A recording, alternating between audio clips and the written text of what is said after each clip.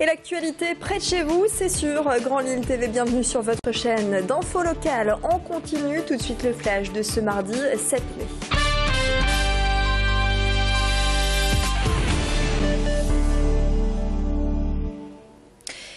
Et pour débuter ce couac qui perturbe les stations Velle-Île depuis plusieurs semaines, un problème technique empêche l'utilisation de certains vélos.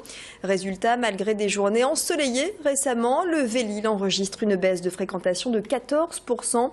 Transpol étudie de près le problème qui semble venir de la connexion Internet reliant les différentes stations Velle-Île. Explication au micro de Tanguy Lécluse. Ce sont généralement des micro-coupures effectivement du réseau Internet 3G qui empêchent d'accéder aux services ponctuellement encore une fois.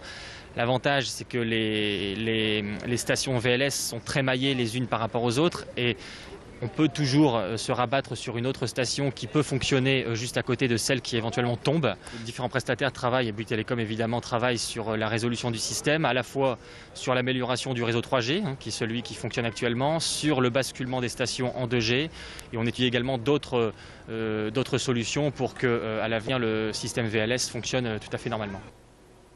Le Velle-Île a été lancé en septembre 2011. Aujourd'hui, on compte plus de 2000 vélos à Lille, mais aussi à Roubaix, la Madeleine, Marcq-en-Barœul ou encore Lambersart.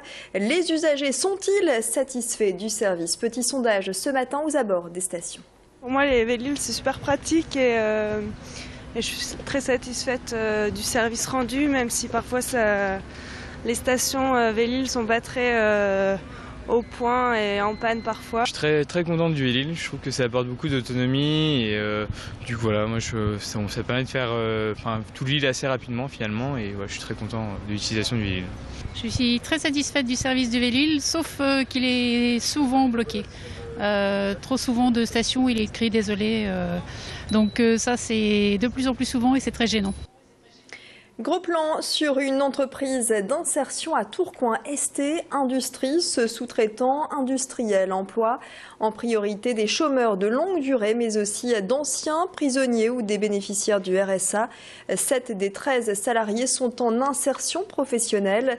Un contrat de 2 ans dans l'optique de construire un projet personnel également, comme passer le permis de conduire, élément indispensable pour trouver un travail. Parmi les employés, beaucoup de femmes sans diplôme et qui se sont arrêtées de travailler pendant des années pour élever les enfants.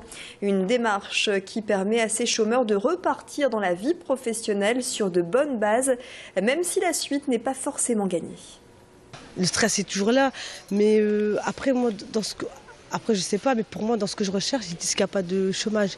Donc au contraire, c'est un métier qui est beaucoup recherché.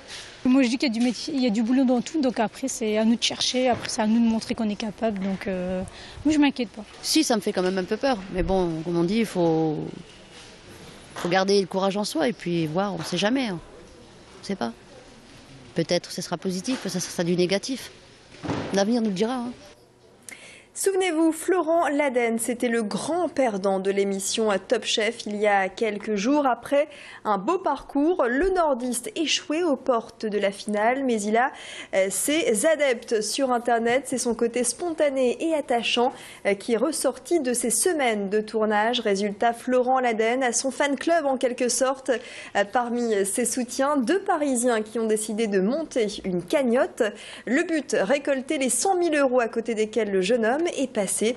Ils ont donc lancé un appel aux dons sur les réseaux sociaux. Pour l'heure, la cagnotte s'élève à un peu plus de 12 000 €. Et parmi les donateurs nordistes, Marie, originaire de Wascal.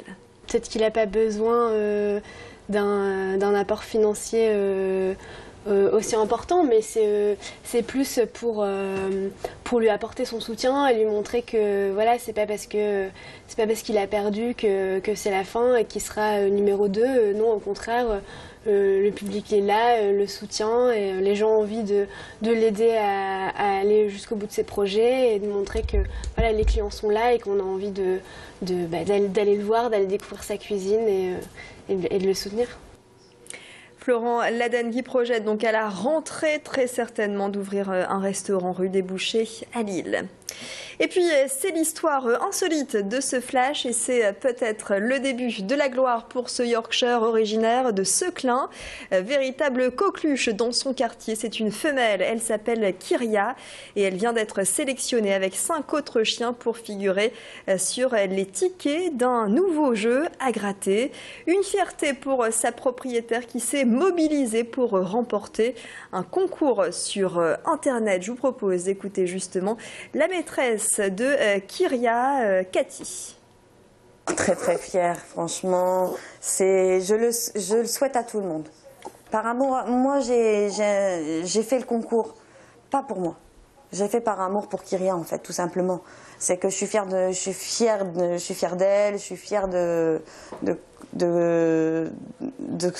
son apparence. Donc automatiquement, j'ai voulu quand même l'inscrire, mais pour elle, pas pour moi. C'est pas pour moi que j'ai fait, c'est pour elle, parce que justement, je voulais montrer, justement, je me suis dit, ah, pourquoi pas mettre Kyria sur des tickets. J'y allais tellement belle, je dis, ça rentrait super bien. Voilà pour l'actualité près de chez vous, dans la métropole lilloise. À suivre d'autres infos, d'autres reportages, toujours près de chez vous. Restez avec nous sur Grand Lille TV. Passez un excellent moment.